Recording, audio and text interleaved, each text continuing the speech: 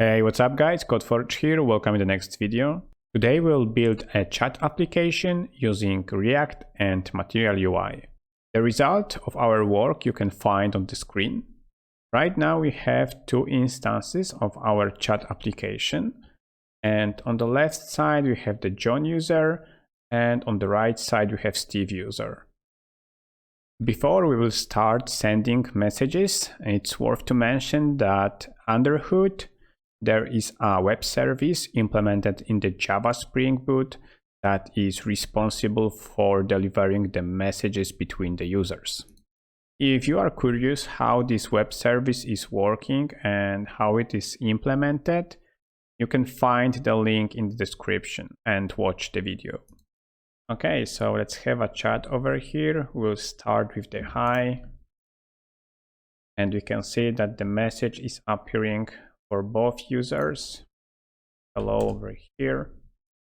And you have may noticed that I have not used the send button, which is over here. And this is also the feature we will implement, and it is the handling of the enter key to send the message. Also, we are not able to send the message without the text. So let's say, how are you doing? And now let's use the send button. So it also works pretty good. And one more thing that I want to show you is the auto scroll of the chat content. So let's keep talking. As the Steve, we want to say, I'm good, thanks, and you. And right now we can see that the scroll bar appeared and the content of the chat has been scrolled down. To see it one more time, let's go to John and let's say, awesome. Yeah, and the great thing about it is that this works for user that sends the message and for the user that receives the message. So I think this is all regarding the presentation. Now I will generate the React project and we'll start coding. Okay, so here we are in the Visual Studio Code. Our project has been generated using npx and create React app, and we'll use React in the version 17. In the first place, before we will start coding, we will install few libraries. Those libraries are coming from the Material UI, and Material UI is basically the library that provides you the components that are already styled and can be reused in your project. At the bottom, we have the console embedded in the Visual Studio Code, and we'll install those libraries using npm. So we want to say npm install add MUI/material. And after a few seconds, I will come back to you guys.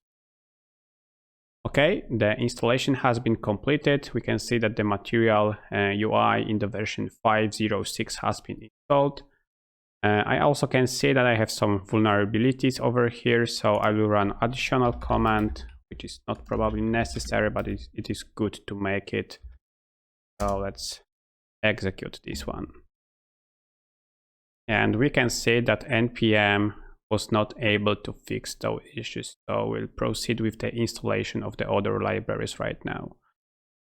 Another package is not from the Material UI itself, but the Material UI has been designed to look good with this font. So we'll install npm install add font source/roboto font.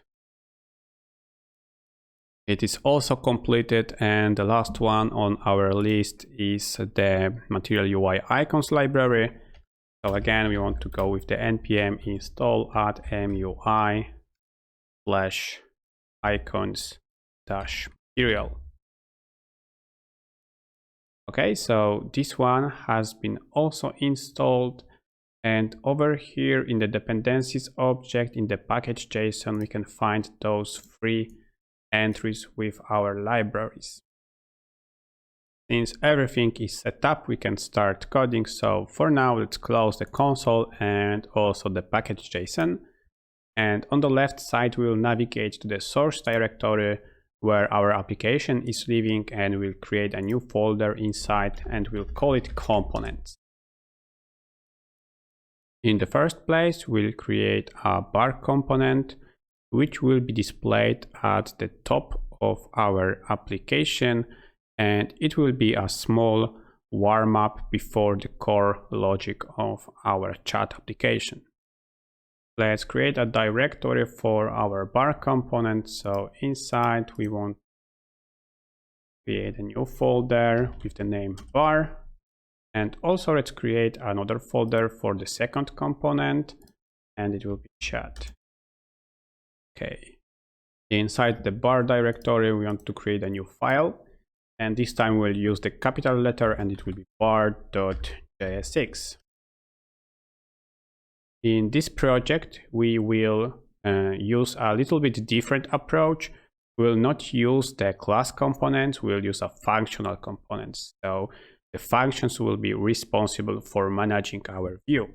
And to do it, we'll get started with the export default. And here we'll use the function keyword and the name of our component, which will be bar. So as you can see, we have created a function. Since it is a very basic and simple component that will only display a bar at the top of our application, we don't need to implement an application logic, and it will only return a view. Maybe let's make it a little bit bigger. Yeah, that's much better. And now to return this view, we have to simply use the return keyword, like in the case of the normal function. But we will return the multi-line object over here. Between those parentheses, we want to return the fragment, which is the replacement of the div elements or tags. So in my opinion, it is a little bit nicer to use those fragments. Okay, so everything will be wrapped into this fragment tag. And inside we want to use the first component from the Material UI, which is called box. And basically these box components allow us to, let's say, add some borders, margins, and paddings. So it is also a kind of wrapper. And we want to use this box component to add the margin at the bottom, and we can do this way, and we'll set it to 4. And we want to add the margin at the bottom because we don't want to make this bar be attached to the rest of the components displayed under the bar. You will for sure see it later in the action. Next on our list, inside this box component, we want to display the app bar, which is another component from the Material UI.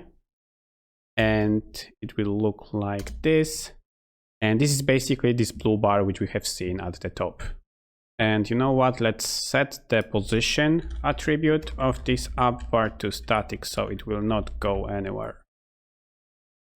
Okay, so our bar component should already display something. So let's save the content and let's go to the app.js over here. So you can see that the app component is also the functional component. And now we can see some default content is being displayed. Let's get rid of this and we'll basically display our bar component as to load. We want to import it and we want to close the tag. And let's remember about saving it. Looks good. So let's open the console and over here we want to say npm run start. After a few seconds, our application should open. And after starting the application, we can see the error that we are missing emotion React. And this is because this is a package required in the Material UI version 5. In the version 4, it was not necessary to install it. So let's do it right now. So we want to go to the console. We want to cancel it. Yeah, for some reason, it's frozen right now, so let's kill the terminal and let's open another instance. And over here we want to say npm install add emotion React, and also let's install emotion styled. And I will come back in a few seconds. Looks good. Let's try to run it again. So we want to say npm run star. Okay, right now our application is compiling. We can see that it is open up, but we don't see the app bar yet. So go back to the bar component over here and let's add some more stuff. So inside the app bar component, we want to display the toolbar component, which also comes from the Material UI. Let's import it and close the tag. And let's add some text inside. To do it, we can use the typography component also from the Material UI like this. And we will say React chat app. Also in the tag itself, let's set the attribute and it will be variant set to the h6. So it will be equivalent to the h6 tag. Let's save it. And we can see that the bar at the top appeared in our application. Awesome. At the beginning of the video in the demo, we also had the chat icon before the text itself over here. So let's add it. We want to wrap it into the box component to add some additional spacing later. So we want to say box like this, and inside we want to add the chat icon. So we want to say chat icon, and we want to close it like this. For some reason, if we will try to import it, not work. I don't know why, so we'll do it manually. We'll say import, and it will be chat icon from, and now we have to say at MUI / icons material, and over here it will be chat. Okay, let's save it, and let's see if it works. Not being displayed for some reason. Oh, it's here right now. Okay, it just took a while to reload. Let's also set the font size of it, so we can do it using the attribute. It will be font size, and we want to set it to large. Let's see if it works. Yes, it's bigger. And you can see that this icon is attached to the text. So let's add some margin to the right, and we can do it thanks to that box component over here. So we'll set it to 2. We can save it, and now it looks good. Okay, so our bar component is ready. It is displayed at the top of our application. It looks really, really nice. So it was a nice warm-up. And now we can take care of our chat components. So in the first place, we want to create a new file and name it chat.jsx. It will be also a functional component. So in the first place, let's close this. Need it right now. So we want to say export default function, and it will be chat this time. And of course, we will need the return over here. In the first place, inside the return statement, we want to use the fragment to wrap everything. And also we will use inside the fragment component the container component, which comes from the Material UI. And it will basically allow us to center everything horizontally. In this container, we want to use the paper component, and this paper component will wrap everything visually and elevate it, so it will look much better. So we want to say paper over here. It also comes from the Material UI, and we can use the elevation attribute to say how strong this content is elevated. So we'll set it to 5. Now we can save it, and we can go to the app.js over here, and we'll say chat to display our chat component. we have to of course import it, and let's get rid of the logo. And now you can see we have an error. We cannot display two components on the same level. And this is why we have to wrap it into the fragment. And let's move it here. Yeah. Now we can save it. We can see that there is still no content. So let's go back to the chat, and inside the paper component, we want to use the box component to set the padding of the content inside to 3. Since we are not specifying the from which side we want to add the padding, it will be added from each side, and we set it to 3. And of course we have to import the box component. And now let's use the typography, which we already know from the previous component, and inside we'll say happy chatting, and we'll set the variation to h4 and gutter bottom, so we'll have some extra line under the text. And now let's save it, and we can see that our paper component appeared together with the happy chatting text. Let's make sure that this gutter bottom works in the Material UI 5.0. So if we will get rid of this and save, yeah, it's disappearing. And if we add it, we have this extra space over here. That's good.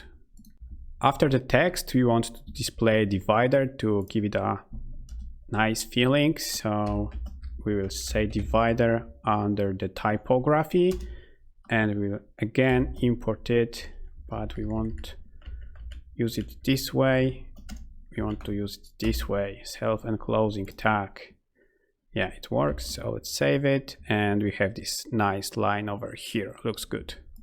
Right under the divider, we will have the main content of our chat application. So in the first place, we will have the space where the messages will be displayed. And right under this, we'll have the input to type in the nickname and the message. And right after this, we'll have the button to send the messages.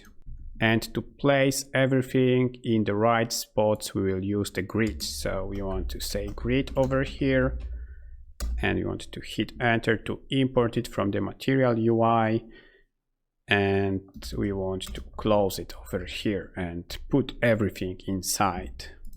Before we will start adding elements to our grid layout, first we will mark this grid element as the container, and also we'll add few more attributes like spacing to give our components inside some extra spacing. We'll set it to 4, and also we'll set the align items attribute to center everything. So we have to set it to center like this. Inside our grid, we will have 4 items. So let's use emmet for this. We'll say grid multiple by 4. We hit enter, and we have 4 grid elements generated. Now let's mark each of them with the item attribute. So we'll do it like this. Let's copy it. And another one here. Our first grid item element will be responsible for displaying list of messages. So in the first place, we have to define this list.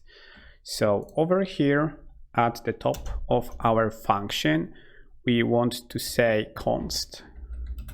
And now we'll use brackets, and we'll say chat messages. This is our variable which will store the list of messages. And also we have to create a set method, so it will be set chat messages. And now we can assign useState. So useState is the React method. Let's import it, and we want to initialize our chat messages list with empty array like this. To display our chat messages, we want to use the list component from the Material UI. So over here, we want to say list. Like this, it should be imported from the Material UI. Yes, so we hit enter. Now we would like to display the items in our list, and to do it, we will create new variable with the name list chat messages, and we will assign to it our chat messages, but we'll map over our array. In each iteration over this chat messages array, we'll get the object. This object will be called chat message DTO. Also, we'll need index, so we'll pass it over here, and we'll put the arrow function like this. So now let's build the list of our chat messages. In the first place, we want to use the list item, which is the child of the list component. So we want to import it from the Material UI, and it glows red because list item is not defined, but I have imported it. Now it's good. As the key of each item, we'll use the index. So we'll set the key to index. And inside our list item, we'll have something that is called list item text.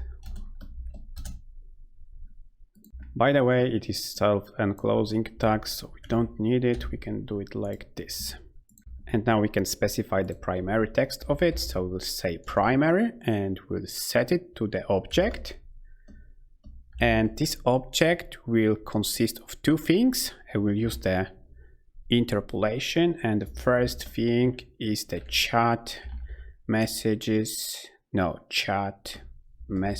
DTO dot user, because first we want to display which user has sent the message, and then we want to use another variable from the chat message DTO object, and this is the message itself, so it will be message.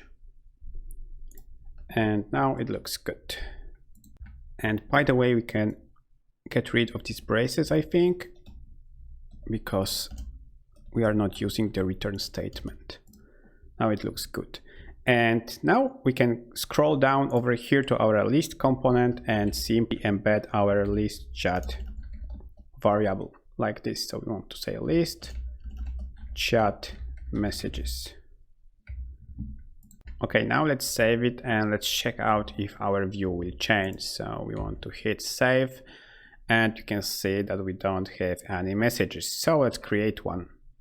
To do it, we will need so-called chat message DTO object. So in the source directory, we want to create a new directory, and we'll call it model. Inside, we'll have a new file, and we'll call it chat message DTO.js.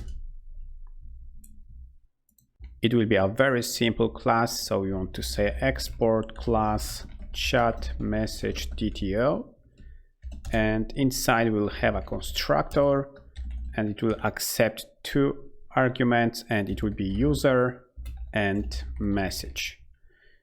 And now we have to assign it to the properties, so this user and this message.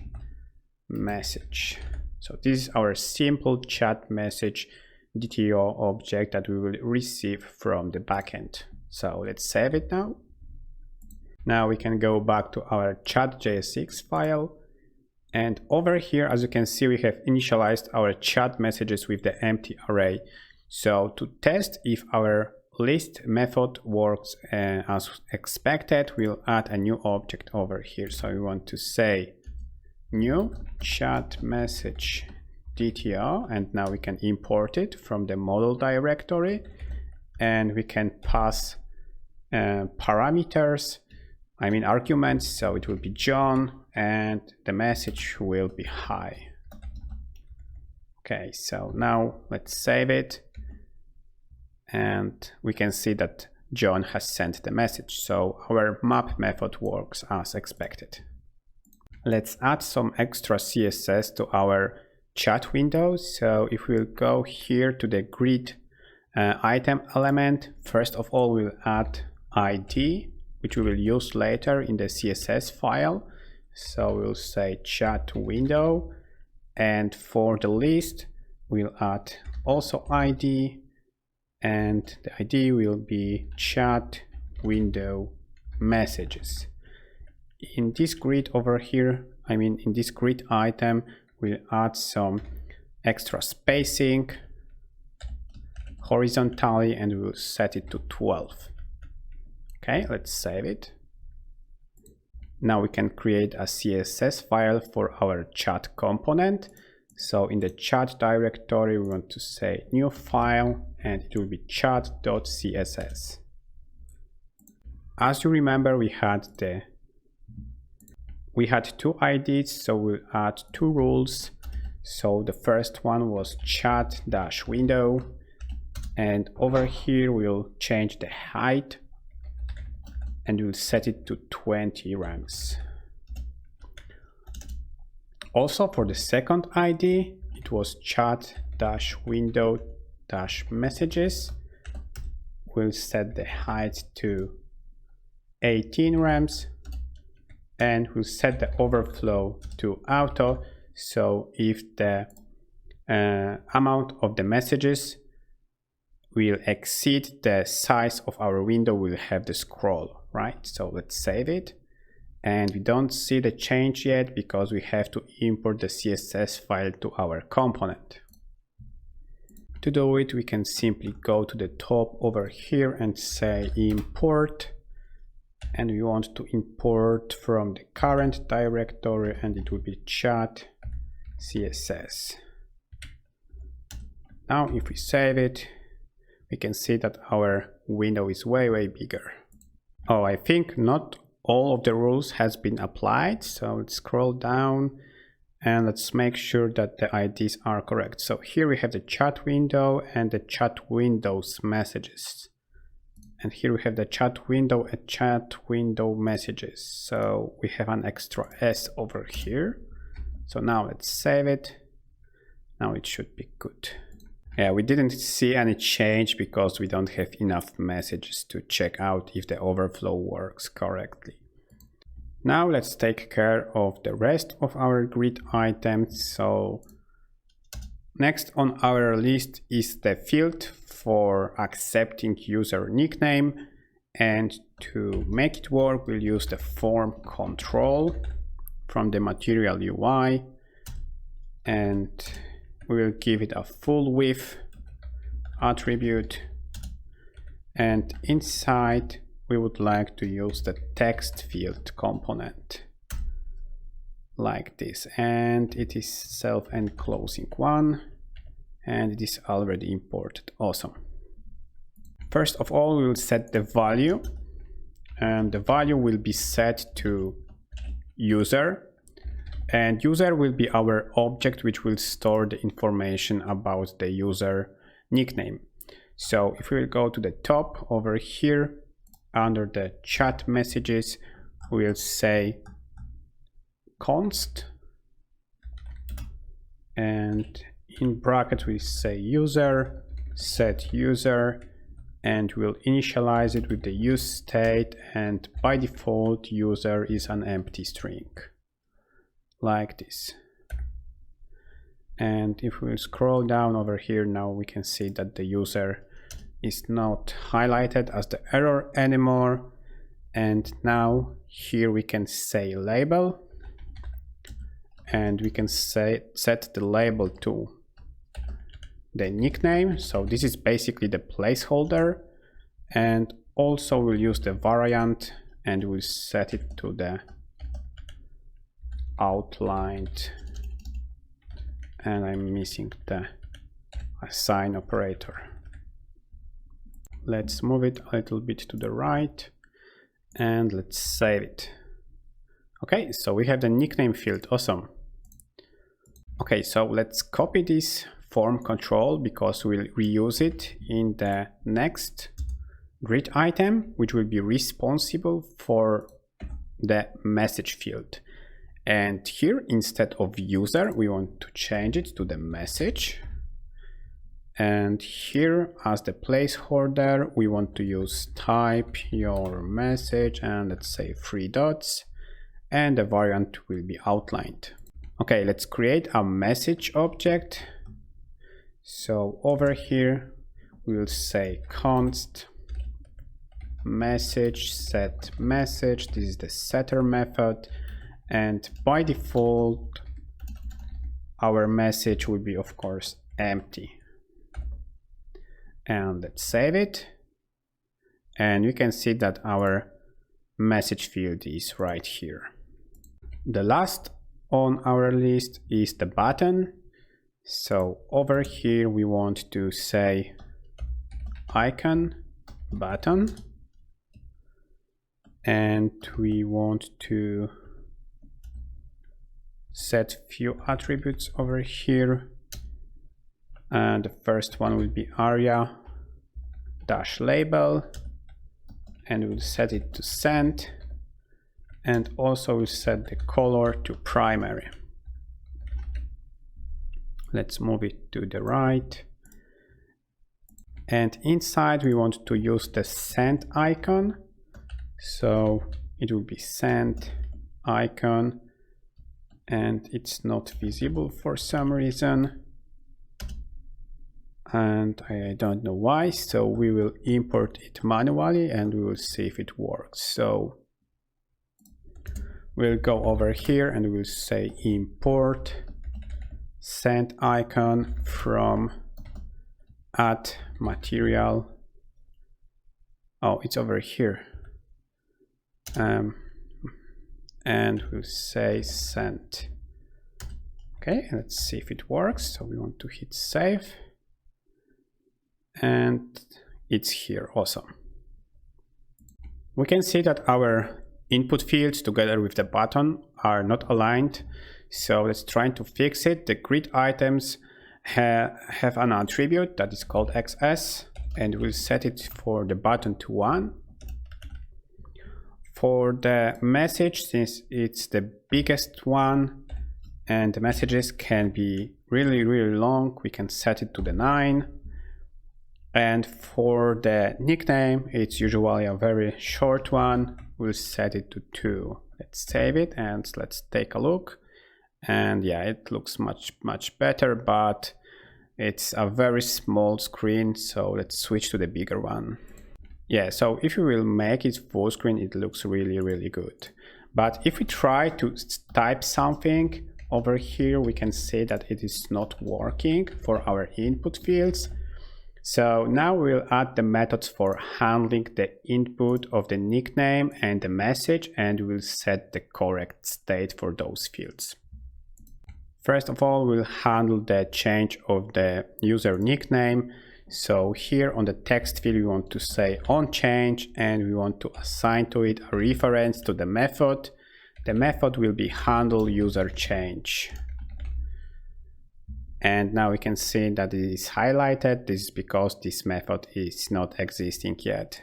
So we want to scroll to the top, and somewhere over here we want to say const handle user change, and we want to assign to it arrow function which will accept the event.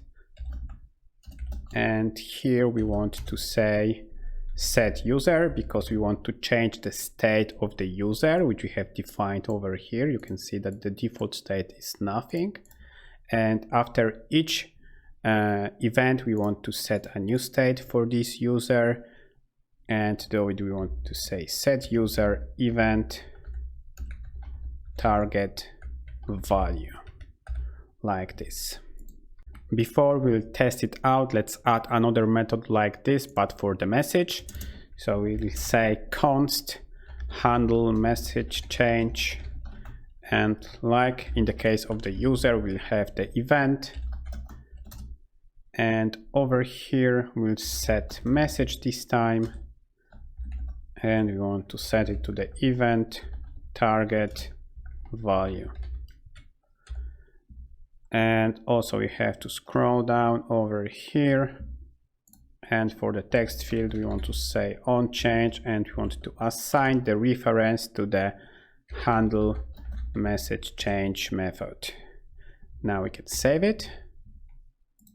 Okay, so let's test our inputs. Let's say we are Tom right now, and he wants to say hi to John. And we can see that our inputs are responsive now, but the send functionality is not yet implemented. Let's define the method for sending the message. It will be not finished yet, but we'll implement it when the connectivity via WebSocket with our backend will be done. So over here, we want to go to the icon button, and we want to say onClick. So to the onClick method event, we want to assign our send message method reference. And now we have to scroll to the top. And over here, we want to add new method. So it will be const send message, and we'll assign empty arrow function over here for now. And we can, for example, say console log send. And let's save it. But before we'll test it out, let's add one precondition, because we want to send the message only when the user nickname and the message is not empty. So over here we'll say if user and message is there, so it's not empty, and only in this case we want to send the message. And as I said, we'll test it out right now, and when we will implement the connectivity with the WebSocket, we'll finish it up. So we'll save it right now. And if we'll say Tom in the nickname and we'll say hello, we can click the send button and we can see that the message has been sent. And let's say now the hello is not defined. We try to click send and the message is not being sent. Awesome. Okay guys, so right now our application looks good enough, and we can take care of the communication via the WebSocket with our backend. We have implemented this backend in one of the videos, and if you didn't watch the video when we have created the backend for this UI application, I encourage you to check it out. You can find the link in the description of this video. And of course, the backend is created in the Java Spring Boot. Also, I have created the video which is using the same backend, but the front-end chat application is implemented using Angular, and the link you can also find in the description of this video. Okay guys, so before we'll jump into the implementation of the front-end side, here we have a quick look over the backend side of our chat application. As you can see, it is a very simple project that consists of 3 classes. And the most important part is this WebSocket configuration class, which exposes endpoint that we'll use to connect with from our chat application, and it's the /chat. Also, we have set the allowed origins, so the backend can accept requests from our front end. We have used asterisk over here, which is not recommended. We have done it only for the test purposes. In the production, you should use the host name probably on which your front-end application is working on. Okay, so now I will start this application and we'll come back to our front-end. Okay, so we are here, the backend is up and running, and if you haven't subscribed yet, guys, remember about the subscribing and hitting the bell icon so you can get the notification about the new videos. To implement WebSocket connectivity, we will use the React hook effects. And those hook effects are the new addition in the React for the functional components. So thanks to them, we can interact with the state or implement side effects. First of all, at the very top, let's create our WebSocket object, which we'll use in our effects. And to be able to use the object in the effects, we have to create it using the useRef method from the React. And by default, our WebSocket object will be set to null. If you want to use the useRef method, we'll have to put the WebSocket object in the dependency list of the specific effect, and it may cause some unexpected behavior. This is why we are using this useRef method. So let's create the first effect in this application. We'll go under the state properties and we say use effect. You can see that it's coming from the React, and it accepts the arrow function, the callback function. So we want to do this way. We'll also put the dependency list, which is optional parameter, and this the second parameter of the use effect method. Okay, inside let's say in the first place console log opening WebSocket, and now we have to assign the value, the new object, to our WebSocket. So we have the WebSocket, we have to use the current property which comes from the useRef method, and now we can say new WebSocket, and we can specify the address which we want to use to connect with. So in our case it will be WS, which stands for the WebSocket, and the address. Our backend is working on the local host port 8080, and if you remember, in the backend we had the endpoint, and this endpoint was /chat. This is the endpoint we want to use to connect with. Now we want to implement two methods of the WebSocket object, one which will be called when opening the connectivity over the WebSocket, and one which will be called when closing the connectivity over the WebSocket. So for the first one we want to say WebSocket, and we have to use the current, and it will be the onOpen method. And we want to assign the arrow function which accepts the event, and in our case we'll simply log the message to the console. So we have the information that the WebSocket has been opened. So we say open, and we are passing the event object. Let's copy it because it will be almost the same for the closing. So instead of the onOpen we'll have onClose, and here we'll have the close. For the sake of the consistency we'll change those quotes to single one, so everything is matching. Okay, and this effect works like the component did mount lifecycle hook in the case of the normal components. And it works like this because we don't have anything in the dependency list. And if you would like to clean up after this effect, so it will be equivalent to component did unmount. In the case of the regular component, we have to return the function for this effect. So we want to say return, and we want to use the arrow function over here. So now to clean up after this component, we want to say, for example, console log closing WebSocket, and again I have used those instead of those. And now we can simply close the WebSocket. So we want to say WebSocket current close. By the way, we have to use this current every time because we are using this useRef. If you are using the WebSocket object without this useRef, you can simply access those onOpen, close, etc. method without using this current attribute. Okay, so to summarize this effect, it will connect with our backend, it will log the event on open, and also it will log the event on closing the connectivity. And also, if we will destroy this component, it will close the WebSocket communication, so we don't have any memory leaks.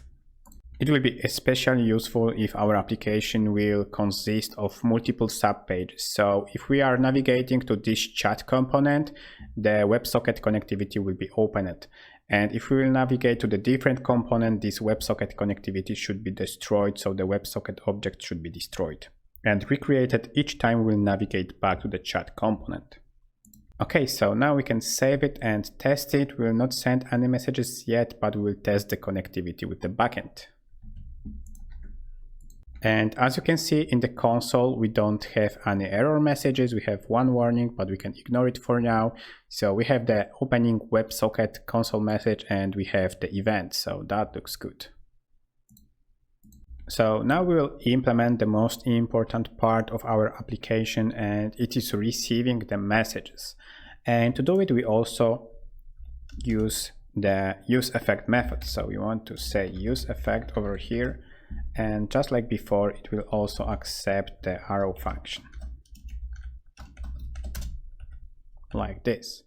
And it is very important to put these effects in the correct order, because in our case, in the first place, we want to create the WebSocket object and the connectivity, like we do it over here. And then we want to use the effect that will handle the messages, because we cannot handle messages without the WebSocket object. In the callback of our useEffect method, we want to access our WebSocket object, and using the current attribute, we can access onMessage method. You can say that it is very similar to the onClose and onOpen. And we want to assign the callback function to it, arrow function, which accepts the event. So this event will have our chat message DTO object. So this is basically the user and the message that is sent from the different clients to the backend, and then broadcasting it to the other users. So we want to say const chat message DTO, and now we can use JSON parse method to parse this event into the object. So now we have the chat message DTO object over here. We probably could also use here the constructor to create a real object over here, but it's good enough, so we'll leave it like this. And now after parsing it, we'll console log and we'll display the message. So it will be message, and we'll say chat message DTO. Since we have received the message, now we want to update our list of messages. And to do it, we want to use the setter method, which is the set chat messages. And first of all, we want to pass the array of the messages that are already existing. So we want to say chat messages, because we don't want to delete all of the previous messages. And now we can pass the new message, and it will be user, and we want to assign to it chat message DTO user, and to the message we want to assign chat message DTO message. And the last thing we have to do is to add the chat messages to the dependency list. So over here at the end, we want to pass the array, and here we want to add the chat messages. So each time we will update the state of the chat messages, and the application window with the chat messages will be redrawn by the React. That looks good. We can add the semicolon over here, and we will have to go back to our send message to implement sending the messages. Almost everything is good over here except sending the message itself. So we have to use our WebSocket object, and using current we can access the send method. Okay, and in this send method we want to use JSON stringify, because before sending a message to the WebSocket, we have to stringify it from the object to the string. And as the argument, we want to send the new chat message DTO, and we will use the user and message, which is of course not empty because we are checking it over here. And basically it is all, I think. Yeah. One more thing, because it would be nice to clear this input after sending the message. So at the end we'll say set message, and we'll set it to the empty message like this. And now I think it's good. Yeah, of course I have to change the double quotes to the single one. And now we can save the application and test it out. Oh, no, that's not true, because we have this mocked data over here. We probably should get rid of this. So let's go over here, and now we can just get rid of this new object and just leave the empty array. Okay, so I have opened the chat application console, and as you can see, I have some error over here. This error is related to the Chrome extension, so I will just change the web browser to the different one. Okay, on this one it looks good. We don't have any error messages in the console. Let's try to send something. We should get message anyway, because the backend is broadcasting the message to each user. And if we will try to send it, we get the error in the line 35, and it says that we have unexpected character. Okay, so let's go back to code and check it out. And if we go to the line 35, we can see that we are receiving the event and we are parsing this event, but we want to get the body of this event, and it is available in the data. So now let's save it and let's give it another shot. So I have two clients right now. One is John and another one is Tom. And let's say John says hi, and we want to send the message. We can see that the message appears and Tom answers with the hello. Okay, awesome. We can also see that the input for the messages is cleared after sending each message. So let's take a look again. How are you doing? And we can see that it's being cleared, so that's cool. But I don't like clicking each time the button manually. I would like to send the message via the enter key, so let's implement it. First of all, at the very top, let's define the constant that will hold the enter key code. So we want to say const enter key code, and we'll set it to the 13 because this is the key code of the enter. And now let's go somewhere here and we'll add another method. We'll name it handle enter key, and we'll assign arrow function with the event. And we want to check if the event key code is equal to our enter key code. And if yes, we want to trigger the send message method. And to make it consistent, we probably should, yeah, it's in the correct order, so we don't have to do anything. And now we can go here and we can add on key down over here for the message input on key down, and we want to assign the reference to our handle enter key method like this. Now it looks good. Let's save it.